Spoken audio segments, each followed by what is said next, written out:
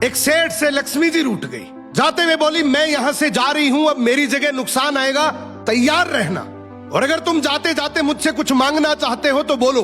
सेठ बहुत समझदार था, बड़ी विनम्रता से बोला, माता नुकसान आ रहा है तो आने दीजिए, बस मुझे आप एक वरदान दीजिए कि मेरे परिवार में हमेशा सुख शांति बनी रहे।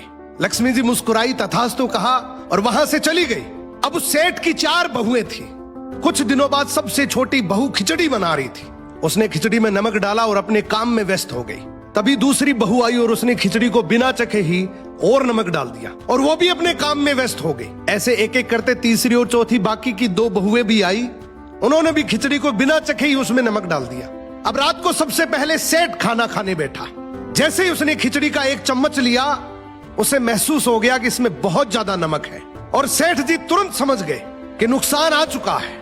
किसी से कुछ नहीं कहा, चुपचाप खिचड़ी खाई और चला गया। अब सेठ के बाद खाना खाने की बारी आई सबसे बड़े बेटे की। बेटे ने खिचड़ी का 1 निवाला लिया। उसने परिवार वालों से पूछा, पिताजी ने खाना खा लिया? उन्होंने कुछ कहा? तो बाकी सबने जवाब दिया, हाँ पिताजी ने तो खाना खा लिया, लेकिन किसी से कुछ नहीं कहा। तो बड़े बेटे ने भी चुपचाप खिचड़ी खाई और चला गया। ऐसे ही करके परिवार के बाकी सारे सदस्य एक एक करके आए, अपने से पहले वालों के बारे में पूछा, कुछ नहीं कहा, चुपचाप खिचड़ी खाई और चले गए। अब रात को सेठ जी सो रहे थे, सपने में नुकसान आया और हाथ जोड़कर बोला, भाई मैं यहां से जा रहा हूं, मैं यहां नहीं रह सकता। तो सेठ जी ने पूछा, क्यों, क्या हो गया?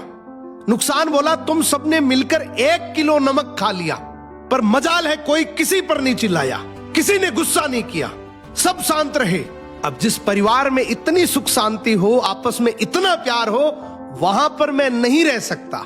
निष्कर्ष कि जिंदगी है तो उतार चढ़ाव, दुख सुख, फायदा नुकसान सब चलता रहेगा, लेकिन जिस परिवार में आपस में लोगों में प्यार है, सुख शांति है, छोटे में आदर, बड़े में बड़प्पन है, उस परिवार का कोई नुकसान